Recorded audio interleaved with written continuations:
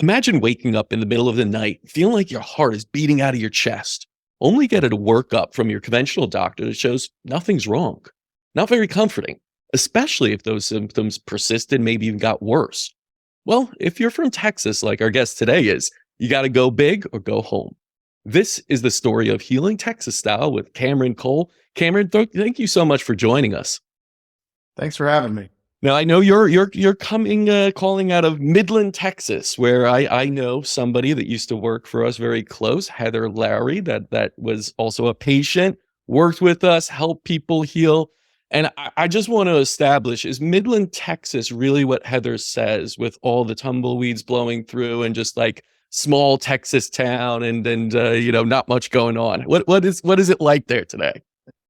Um, yeah, that's pretty much what it's like, but we're in the middle of the oil and gas industry, so it's booming right now and pretty busy. That's good to hear. No, A lot because of new people moving to town.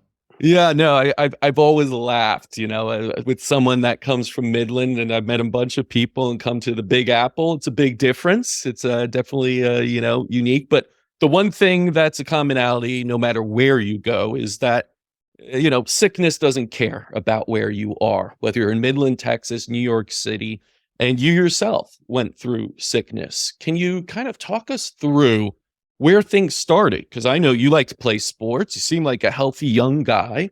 What happened? Where was the issue that made you start to see, hey, something's wrong with my health?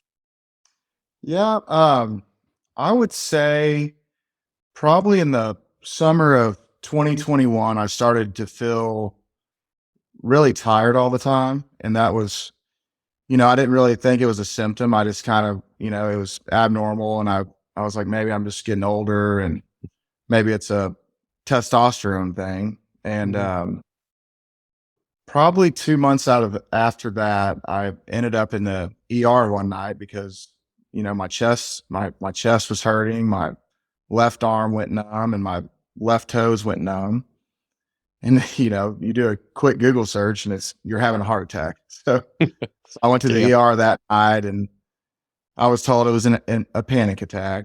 Hmm. And they sent me home, which was really bizarre. I'm athletic and play golf all the time and work out, and have never had any kind of heart issues or chest pains or anything like that. So I went home and just, kind of was like, man, that was really bizarre. And I didn't think it had anything to do with, being tired, which was ended up being related.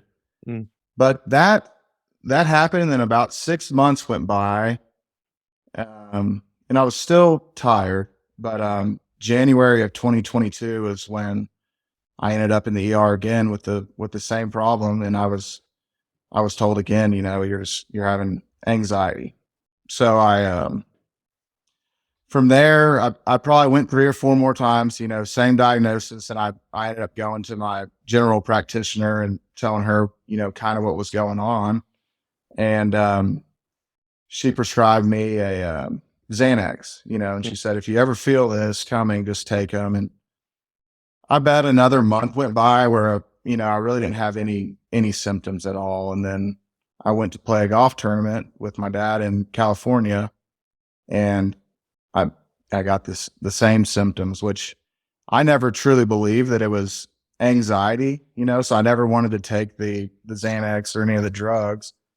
But when I was out there, I was like, I guess this really is anxiety. We're about to play in a big golf tournament, whatever. And I ended up taking one, and then the I had a horrible time that night. I mean, I was hallucinating, hearing things, couldn't sleep, couldn't relax, and ended up having to play golf the next day. And I felt the same way playing golf. But that's when it took a turn for the worst. Was about April of 2022, um, and then in May is when I started getting really dizzy. I was basically living my life dizzy with a chronic migraine, and a multitude of other symptoms. But the ones that really started to bother me then when was I was real sensitive to noise.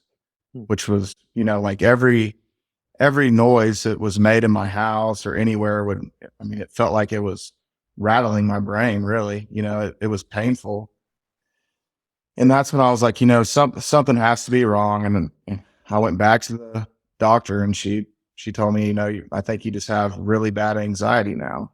And in my heart, I knew that something else was going on. So, you know, I think she tried to prescribe me Prozac or some antidepressant medicine, and which I didn't take because, you know, I truly felt that something else was wrong. And, you know, from then things got really bad. You know, I started having really bad intrusive thoughts, and I mean, I lost my memory. I couldn't remember what I did the morning, you know, before, or what I had for breakfast, or, you know, just anything like that. So my family life started suffering, and that was, you know, coming to the end of May when I really started searching, trying to, you know, find answers. And I ended up at a functional medicine clinic. I got put on some supplements for candida and like gabapentin to relax me a little bit, but nothing seemed to work. You know, I did that for 2 months, a couple more hospital visits. And, you know, that's really all the answers I ever got was, you know, you just have anxiety. I went to an eye doctor because, you know, maybe that was making me dizzy, and then an ear doctor for my ears, you know, noise sensitivity. And but everything's fine. All your blood works great. You're healthy. You know, you have anxiety and depression. And, you know, I kind of refused to believe that. So I kept digging. And then I think about July, you know, I finally told myself, I was like, I have to do something. I can't, you know, live like this. I couldn't get out of bed. You know, I couldn't go to work. I couldn't hang out with my kids. I couldn't do anything, you know?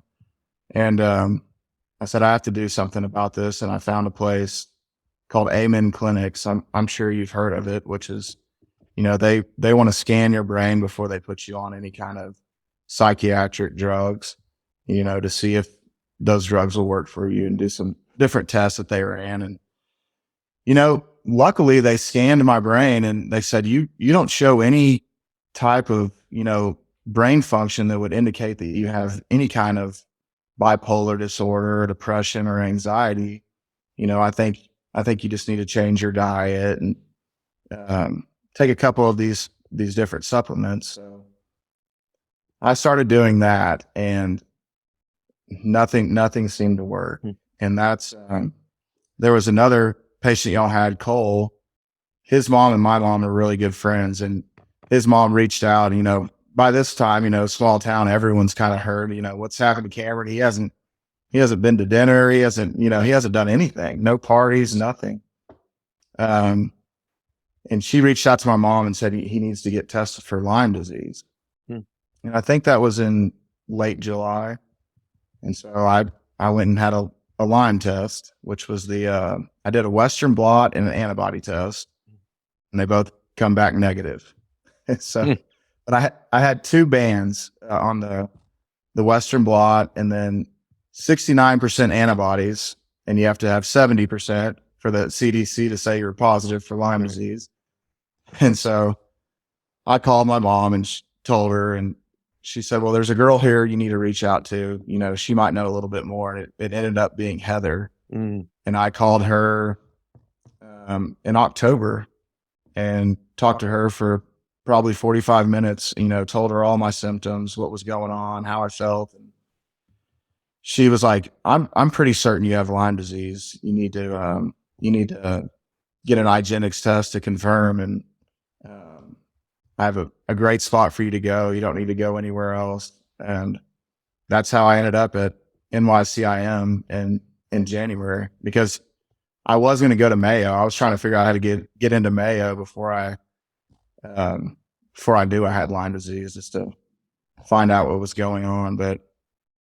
And then after I spoke with her, I got I got meningitis. I had a 105-degree fever, and I was reluctant to go to the hospital because I was like, they're just going to tell me I have anxiety again, But I ended up going, and all the tests. You don't have any illness right now. You just have a 105-degree fever. I was like, something's wrong. And they go, well, we can do a spinal tap and see if you have meningitis, and that's what it was.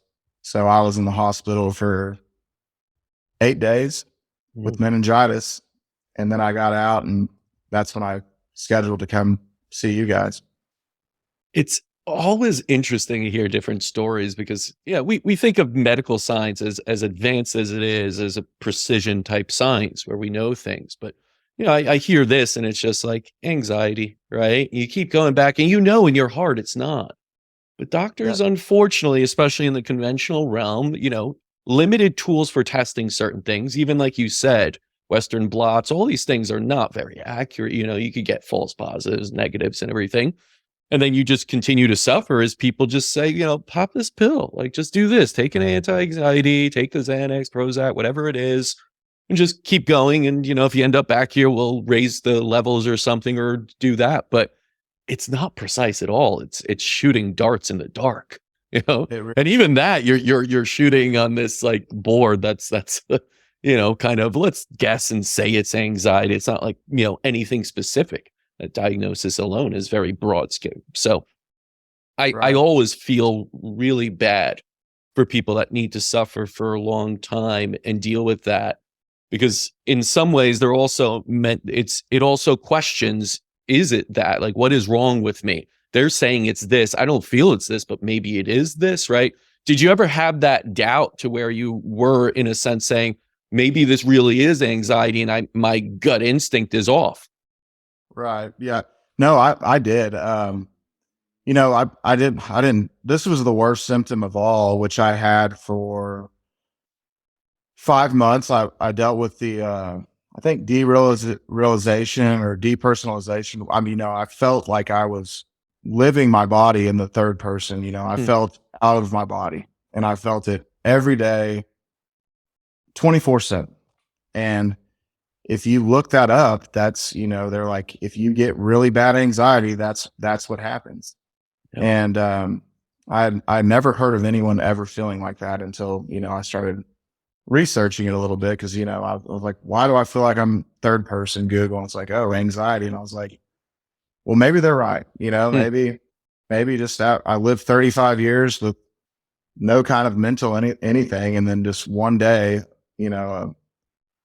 a flip switch. But luckily I refused to believe it. And with all every symptom I really had, if you type it in, it would say anxiety. So I did have my doubts, especially the intrusive thoughts and not being able to sleep at all. That's all those things combined, and using Google, it has you believing that, maybe I do need to get on an antidepressant and a bipolar medicine to fix me so I can, have a normal life with my family. Yeah. And I was pretty close. The internet could be a blessing and a curse, especially for someone that's just typing in symptoms, right? You could come up with some bad things based off of regular symptoms we all may experience at one point. But, for you, were you ever in a position where you knew you were bit by a tick, or even that you considered Lyme disease as something you could even get where you are? No, I didn't. The only time I've heard of Lyme disease was, I'm sure Michael, and then Heather and Cole. I'd heard about that, but I didn't really know where they had gotten it or anything like that. The only other person was Justin Bieber, that I'd ever heard of having it. I knew it was up in the Northeast, but it's definitely here in Texas. I got it here, but I never had a tick on me. Can't remember, ever pulling one off. I've seen them on dogs before, but those are different ticks, but no. And right. So you speak with Heather and she tells you this. Is this relief now? Is this like, oh, all right, this feels like it could be this, and that means at least I kind of know what's going on, and it's not just anxiety. Right. Yes. And I believed that the entire time. I knew something was wrong, you know, but hearing her tell me that, and her, the me talking about the derealization feelings, and Mm. her saying that's yes. I mean, that's something that can happen. It was a huge relief, and I felt like there was hope, because I know how well she's done. She just opened her new place Yeah. here, it's so I knew that there was hope. And I was really hopeless, when I talked to her big time. And she helped me a lot. Before you got here, you're talking to Heather. She's like, "Hey, go up to New York to this clinic up there that helped me out in West CIM." Uh, did you have any expectation or understanding of like the approach, how different it would be than just taking pills? No, not really. I browsed the website, and she had kind of told me, just do everything they say. You're a lot of it's going to be unconventional, but you need to trust them and just do everything that they say to do. And that's really all I knew about NYCIM before I went. So you show up to the Big Apple, you get into the suburbs over here, a little different than Midland, of course. You roll up and you go in. Did you meet my father, by the way? I did. Okay, cool. You got to meet him because a lot of people don't these days. He's not in as much. He's always in the background doing everything, but a lot of people don't get to meet with him. What was that like? Like, let's say your first kind of, you come in, you speak with him, and then you get the results pretty quickly, turn around and everything. What was it like getting the results and hearing a program of treatment? Were you all like confused, or was there anything there that was what was going through your head? No, I actually, I mean, I was confused for a year, but when I got there, I felt relief. Right when I got there, I met a girl that, she had Lyme too. And I talked to her for a little bit and had lunch with her. And, I getting my results was a huge relief, because I just really did. I just knew it was Lyme. I didn't know what kinds, what co-infections, and then getting the personalized approach of, this is our plan of action. This is how we're going to attack it. And you're going to get better. And, hearing your dad say, I expect, 100% recovery from you, because, he estimated that I had it for 3 or 4 years. And he was like, some people, maybe 98, 99%, but I expect you to, get to 100. And that was really big for me, and my wife was with me for that. So, that made Yeah. her really. It's good to hear that. So much of what we're told is usually on the cautious side of things, right? From Dara, maybe this will help, maybe you'll do that. Of course, when you go with a different approach where you're really looking at root causes, it changes things. That's why our approach is so unique of not addressing your symptoms. Your symptoms are downstream, right? We're going Right. upstream. Why do you have your symptoms? Mhm. And then you saw a program of treatment that's probably, a bunch of stuff in there. I know you've done some like NAD, you did the EBOO and everything. Were you just like fully committed at that point? Were you just like, whatever you put in front of me, I'm just going to do? Or were you a little skeptical and like, hey, I don't know about all this? No, at first I was kind of skeptical, because, it's a lot of vegetables and eating organic. And, Yeah. I just, along my journey, I was like, I guess I need to go carnivore. Apparently just eating carnivore cures everything, so I was kind of like, I don't know if I can do all the vegetables, but I did it, I believed in it. But, a lot of the stuff is things you've never heard of or seen before, Yeah. but no, I fully trusted. I mean, I think I told my mom one day, I was like, I would cut off my legs to just feel normal again. Yeah. So, Yeah. at that point when I got there, I was willing to do anything. Yeah. I mean, you're in a desperate position, right? In some way, you're losing your life in a way. And people I, don't get that about Lyme. I think there is this, hey, I only heard Justin Bieber and like Avril Lavigne had it, like whatever, they're dealing with it. It's not going to impact me. And you don't know. It's just to most, it's just a bacterial infection that you got from a tick bite, right? You'll have some good days, bad days, sort of thing. I think a lot of people also don't know that just antibiotics alone, and you'll get rid of it, right? When that's not true. And then there's the other camp of some people that know it, that just say, you're just going to have to live with it forever. I just recently had a patient on, and that's basically what he was told from everyone that knew anything about it. It's like, oh, good luck living with that forever. And, he's like, no, I want to get through this. Like he wanted to get 100% better and did. But, you're sitting there, you're expecting this full recovery. You get this treatment. You start to go into these treatments. What is that like? Are you starting to feel better pretty soon? Is it slow? Is it like, did you have ups and downs throughout the treatment? I believe you were in for 6 or so weeks. 6 weeks. Yeah. Well, the first 2 weeks, I was pretty symptomatic, and I think it was also just, being by myself up there and my family being here, and it was just kind of an emotional roller coaster. But doing the detox, it kind of brings some stuff up a little bit, and, kind of some flare ups, I guess. So I didn't feel good doing that. After my second antimicrobial, my body stopped vibrating, which, I vibrated internally and a little bit externally for months. And my body I stopped vibrating, I was like, this is working.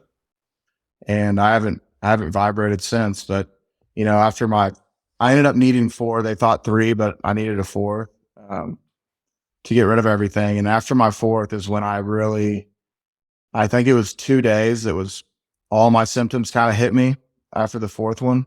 And it was pretty bad for about 2 days. And then it was gone, and I mean, I've still had days where, when I was up there that I didn't feel great, but after the NAD started, that's when I really started feeling, good, like turning on the music as I drove home, because my noise sensitivity, I hadn't listened to music in 8 months, so when I turned up the music and started driving back to the hotel, I was like, this is working, That was kind of when it hit me that it was, getting better. Yeah, super interesting, because everyone has their kind of aha moments that something is working that's different. For you is music, right? Suddenly playing it and enjoying it, not cringing at it. And so much of Lyme is neurological, right? It's the thing that throws a lot of people off, because you think an infection, how is it so neurological and so impacting your brain and your moods? But it can do that, absolutely, especially with all the co-infection, everything else going on. This idea of vibration, right? Some people are just like, what is that? Can you explain that just a little bit more? Because you said it was for months, right? And I've heard this from others too.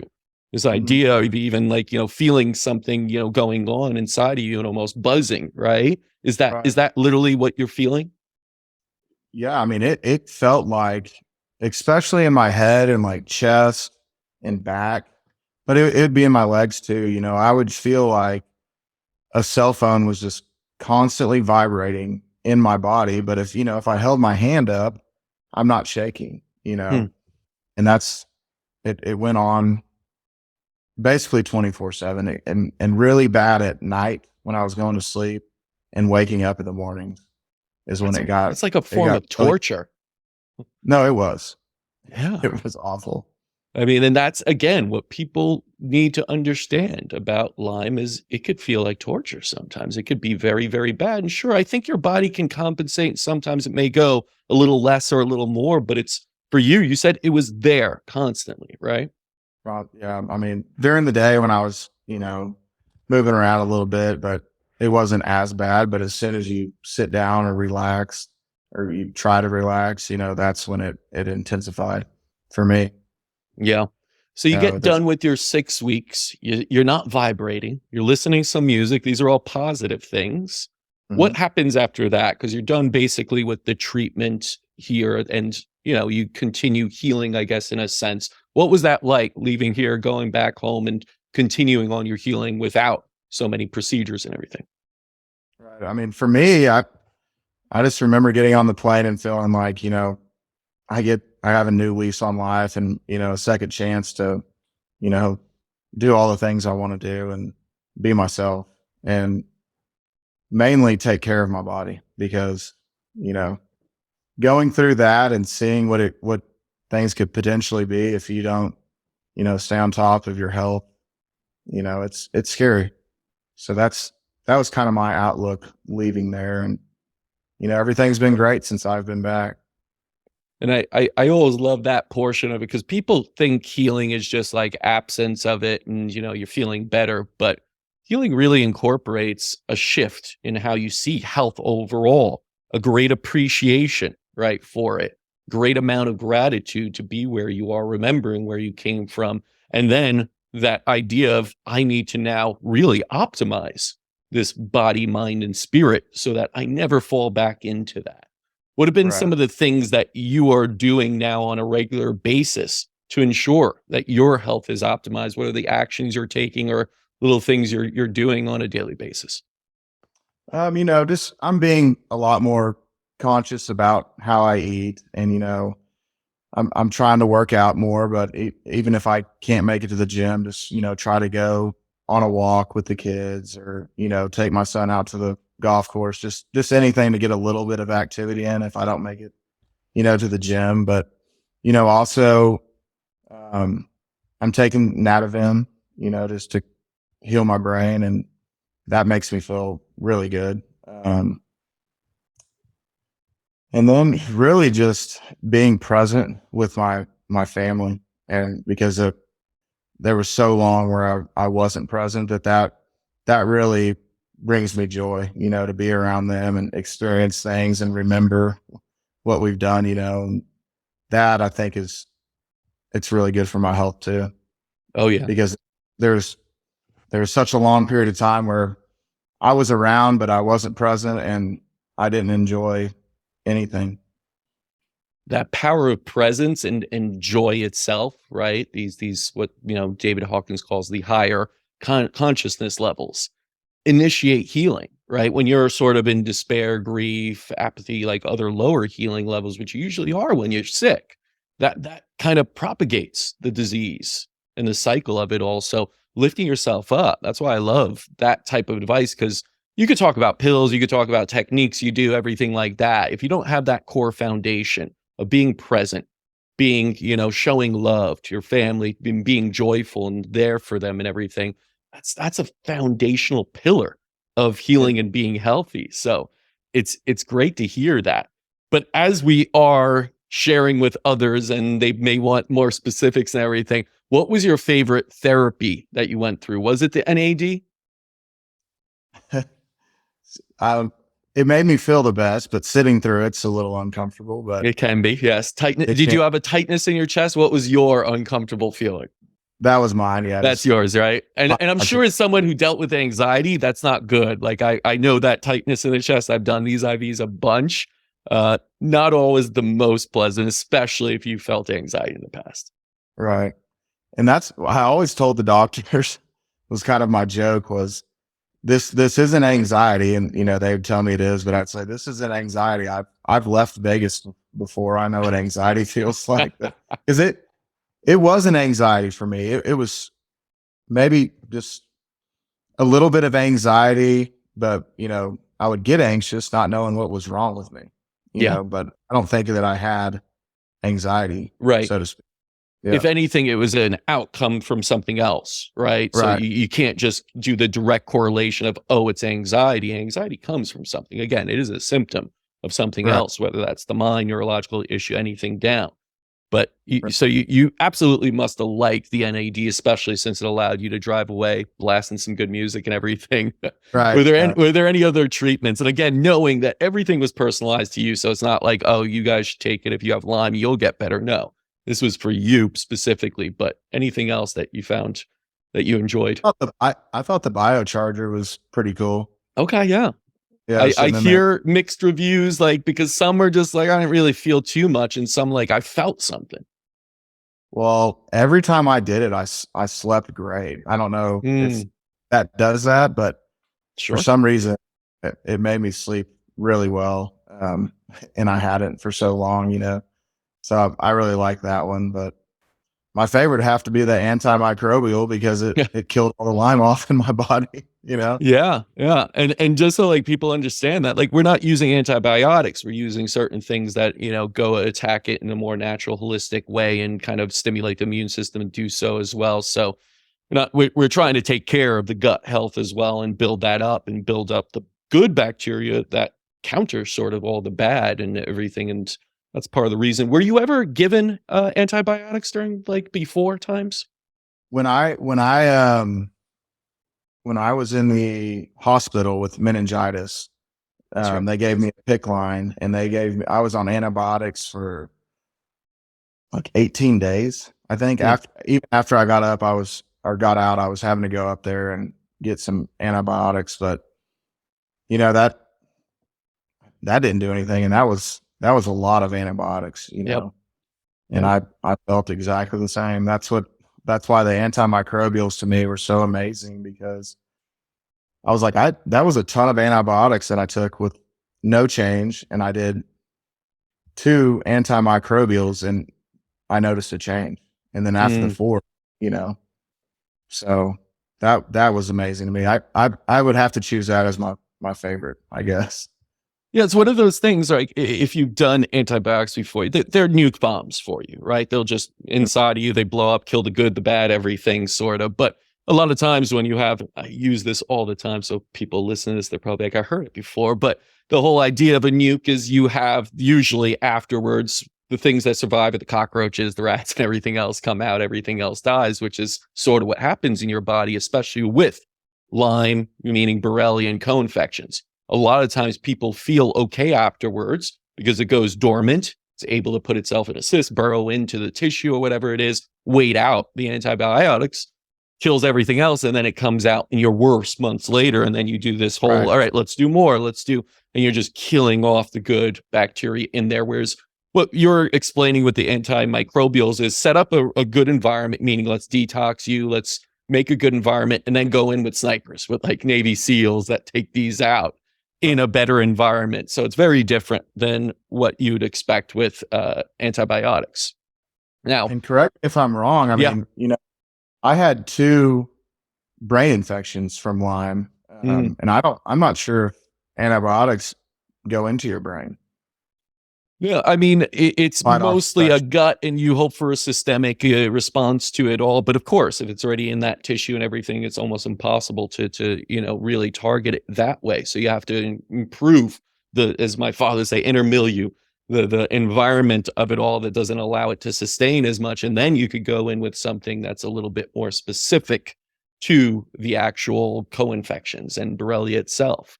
And that's the Mhm. thing. Everyone's co-infections are different. As Heather says, it's like a party, like, but you don't know who shows up. Is it the Right. EBV? Is it the Giardia? Is it, everything else that's out there? And so, it's the guest list that Borrelia invites is always different for each person. Right. And it's the unfortunate thing because you're just using nuke bombs when that's not usually going to be the most efficient way of attacking it. For some, maybe it works, but for a lot of people, it doesn't. Now, Cameron, you're now on the other side. You're feeling much, much better. If someone were to come to you, just as you went to Heather, what would be your general advice, not giving specifics or anything? What would be your advice to them? My advice to them was, would be mind over matter, because that's kind of what I told myself the entire time. Because, there's times where you do feel like giving up, and that, there's nothing out there. And then I would tell them, there is hope, and it's going to take dedication from you, but I know a place you can go, and if you follow what they say to do, you will be better. And it's going to take time. There's no quick fix for something, like a chronic illness. It's going to take a while, but there's light at the end of the tunnel. Yeah. You got to have that purpose and that vision to be able to persevere as well, because it's not easy, right? Like you could Right. say 6 weeks, but as you know, there are people that come here and it takes years, to Right. get over it. I think in your Mhm. case, it was a good case in a sense of you were able to do it short, probably because of that mind over matter mentality you had and how you approached everything. So I think that was really beneficial for you. Cameron, thank you so much for coming on. By the way, how's your golf game these days? It's getting better. It was great, and then got sick, so I'm back out there practicing, and But you're it's back getting out there, and listen, golf is like healing. It's a continuous process of improving. right. Well, Right. listen, I'm really thankful for you to come on and share this, because I do know sharing really leads others to regaining some hope when they lost it. And, in healing, hope is everything. So thank you for sharing your story, Cameron. Yes, sir. Thank you for having me on, and thank you for everything that you do. Y'all saved my life. Appreciate it. So as you heard, healing is never linear, but if we open ourselves up to some unique approaches out there that really focus on healing and not managing disease, we can restore our health just like Cameron did. Until next time, continue writing your own healing story.